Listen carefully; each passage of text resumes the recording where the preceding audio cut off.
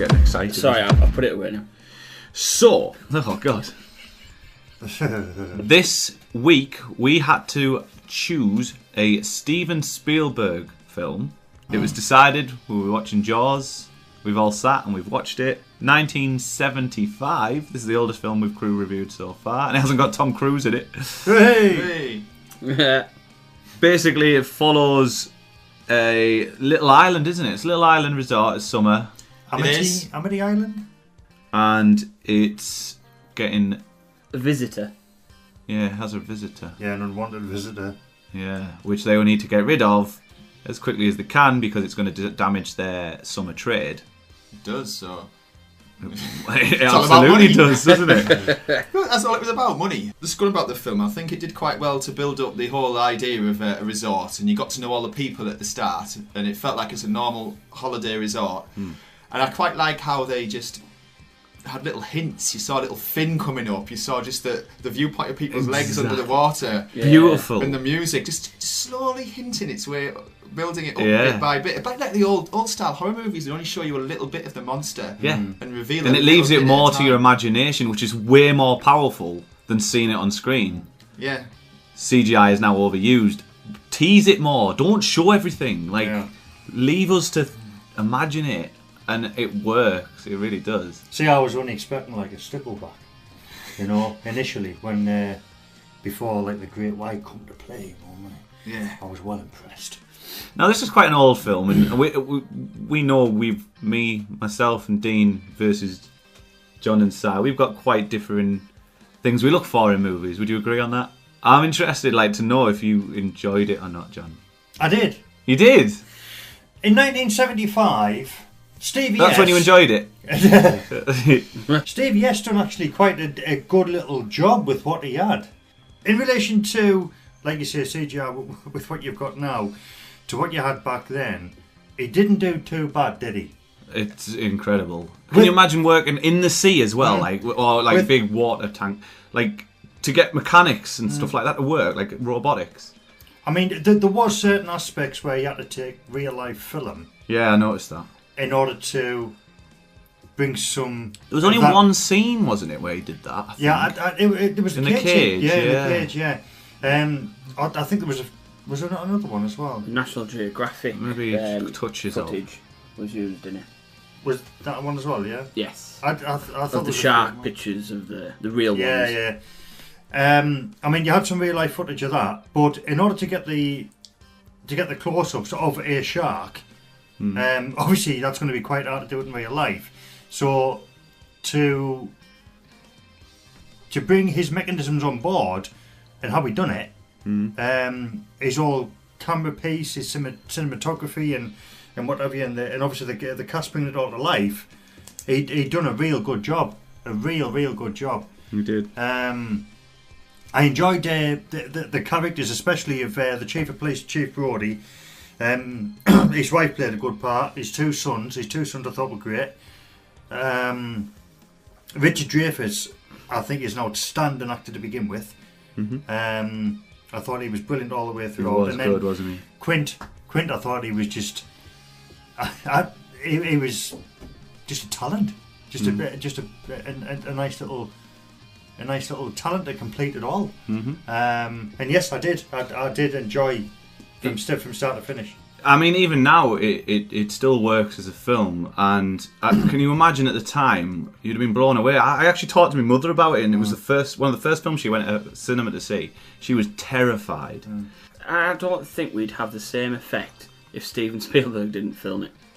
No. Because his style of filming brings a film to life. Building tension. And I want just to touch on the character side. Bit cheesy for me. Some of the the lines that were coming out with, it was spoofy a little bit to me. Some of the stuff, it was sort of like, oh hey Chief, how you doing? It was just conversations in the phone when he was on the phone to New York. There was a lot of things going on in the background. And it just seemed very cheesy. But then when there was like action scenes, like you say about the boat, it just seems to be, it was like really, really good, and I really loved the way he sort of filmed. The only cheesy bit I felt was right at the start with the young kids on the beach. And the whole like running, going, I'm going in the sea, and that all the very beginning scene. But then as soon as she got her boobs out, I let them off. I was like, you can be as cheesy as you want. I think that was a part of the product of the times, wasn't it? That kind of it feels a bit cheesy, that kind of that line and filming now. But as I watched it, as I watched it, I felt like there was sometimes there was a stark contrast between the acting and the filming at some of the scenes, and I felt like you could tell sometimes. To be honest, it was still a good film to watch, and I did really enjoy it. But it's brutal that first scene though. It is, isn't it? Yeah. You see a little kid on his lap. I know, a little kid gets ripped to shreds. The dog, you don't see the dog go, but the dog gets eaten as well. Yeah. I was more bothered about that than the kid. I forgot about that scene with the kid on the yellow lilo. And he just all of a sudden just blood everywhere. I thought, whoa! I tell you what was really good, and I really enjoyed. It sounds bad. But how real did that leg look when it hit the seabed? Yes. Yeah, it did. I mean, I was like, that, even on a big screen, looks bloody good. Yeah, like I say, for what he had to play with, he pulled it off pretty nicely. But that Steven Spielberg all over that. I mean, from his creative mind and his mindset on what characters that he wants, he just gels it all together, and you've got the perfect picture. One scene that stuck by me, you know, when he realises there's a shark and the camera zooms in on him, but the background kind of goes out of focus. You know, it's like an iconic scene now, isn't it? That kind of going. Yeah. He's realised, oh god, that I don't know if that had been done before, had it? But I reckon that's one hell of a shot. That I mean, it's only 2 seconds or something, but it. And I think that film as well set the scene for decades to come, even now, of people's fear of sharks. I mean, it was a real life monster in that movie, and it really brought. I think it does stick with you. Yeah, I'm not a fan of the sea anyway. Like I don't like the sea. Absolutely. The thought of not knowing, not knowing what's under you, it really plays on that, doesn't it? It does, and that's why I love you. Like you don't see it much. It just plays that, and it lets you just. I like that bit where he first sees when Chief Brody first sees the size of Bruce the shark. And he sees him, and he steps back into the cabin. Oh yeah, and you can see the fear in his face, and I thought, do you know what? That was brilliantly done. That was good. I loved that bit. Haven't you got a fact for us, Simon? I have got a fact. Because the fact is what I want to touch on next. Basically, Robert Shaw could not stand Richard Dreyfuss, and the two argued all the time, which resulted in some good tension between Hopper, and Quint. You genuinely feel that in the closing stages of that film when they're on that boat. You genuinely sense that tension. I really just the looks that they're giving each other and stuff like that. That you could tell there wasn't much love between the two, including the other fella as well. Like you could just tell that it was a weird concoction of characters on that boat, and they didn't really care that much for each other. They were just there because of what the events of the film. There's something there, isn't there? Whether it's clever acting or it's either real life. I'm gonna. Well, that's it. If you can hands around your neck. If you can portray real life actions and feelings, you're onto a winner. But the fact that he actually hated him, it portrayed a decent acting scene. It was more depth, wasn't it? It was more like an in-depth. Yeah. It was good. I liked it. It came across. Now, we're gushing about this film quite a bit. Is there any bits you didn't like that much? The acting. The acting was impressive. Like I said, I don't know what it is. It's just some of the bits, lines were cheesy. The actors themselves, they were alright for 1975. But yeah, I think they do a fantastic job, especially the main three. I think all of them are really good. I disagree with you completely. The main three, yeah. Disagree with Simon? Yeah. I disagree with you completely. Well, I don't know what cheesiness and what... Just the lines, some of the lines... Maybe a few little lines might have been a touch cheesy, but the acting was superb. Yeah, not all the way through, I'm just saying a few of them. Yeah. I mean, I didn't downgrade it that much for that because I just thought I know where Si's coming from. It's just because I just put it aside to just being a product of the time. So. Yeah, I would probably say that. But yeah, I can see where Si's coming from. But overall, I mean, the main cast, the acting's brilliant, isn't it, all the way through? I was writing down little things like anything that kind of. Best actor, I think, was the shark as well. Amazing. Yeah. So realistic. One scene that I thought was really clever was the bit where them two are on the pier and they fall into the sea, and you see the bit of the pier go out, and then you see the pier coming back in again. Yeah. So you don't see any shark, you just see this bit of wood.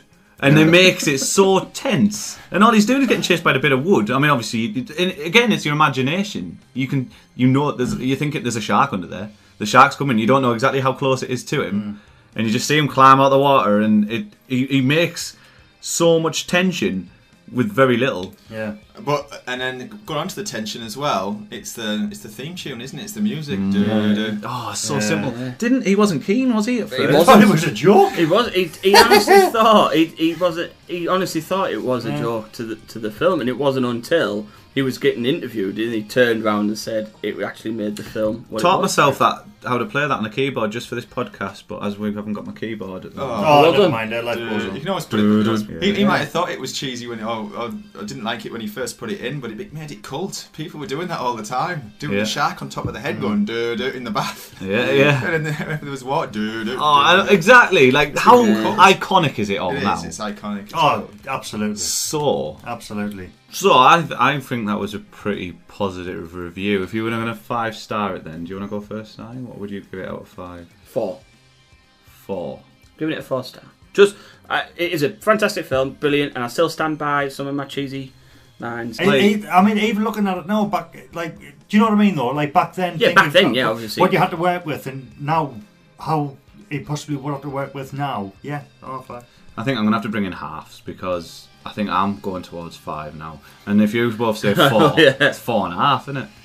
That's how it'll work out. So, good film. Yeah, absolutely great film. It's a classic for a reason. And, it is. Yeah. So, we are now going to choose next week's, which is going to be based on British films. If you're watching this on YouTube, to hear the rest of this, you'll have to listen to our podcast.